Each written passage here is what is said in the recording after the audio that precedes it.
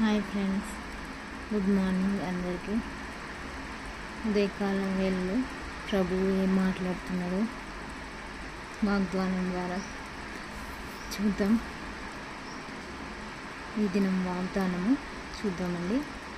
మృదువైన మాట క్రోధమును చల్లార్చును, నొప్పించు మాట కోపమును రేపును. ఓకే అండి, మృదువైన మాట అంట. మృదువైన మాట అంటే కోపం లేకుండా చెప్పే మాటలు. క్రోధమును చల్లార్చును, కోపమును చల్లార్స్తాయి కదా. క్రోధము అంటే కోపము.